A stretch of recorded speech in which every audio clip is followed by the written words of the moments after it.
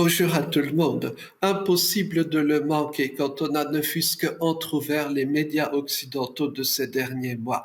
Un nouveau paquebot vient d'être mis à flot, le plus grand au monde, paraît-il. Son nom pourrait se traduire en français par l'icône des mers, mais on le garde généralement en anglais. C'est plus noble peut-être, que sais-je.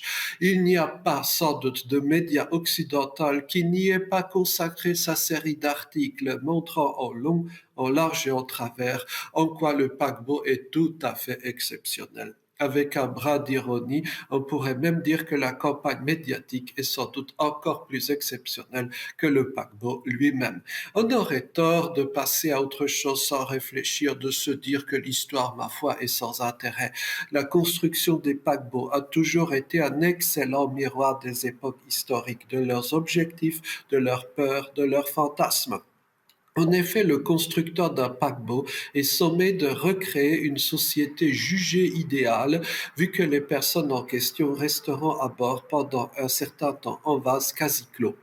Dans le cas de l'icône des mers, c'est assez simple. Le bonheur, c'est dans le nombre de toboggans en couleur, de restaurants et de lieux de shopping. Le tout est bien sûr hautement optimisé, c'est-à-dire avec une densité maximale de clients au mètre carré. On a tendance parfois à comparer l'icône des mers à un illustre prédécesseur, je veux dire le Titanic. La comparaison est justifiée dans la mesure où les deux sont des projets commerciaux, à ceci près que le Titanic s'efforçait tant bien que mal d'imiter les œuvres d'art classiques dans la décoration. Chose assez inouïe, il y avait à bord du Titanic deux bibliothèques, l'une pour les premières classes, l'autre pour les secondes, avec possibilité de prêt. Certes, ce n'était pas un temple de la pensée, mais au moins s'efforçait-on de faire un signe dans cette direction. Peut-être que j'ai mal regardé, mais sans surprise, nulle trace de bibliothèque sur les Titanic de notre époque.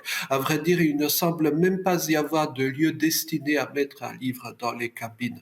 Avec une subtile différence supplémentaire, le Titanic, comme les paquebots de son époque, à de rares exceptions près, contrairement aux idées reçues, n'était pas un outil de croisière. Il était destiné à transporter les travailleurs, riches ou pas, ainsi que les immigrés.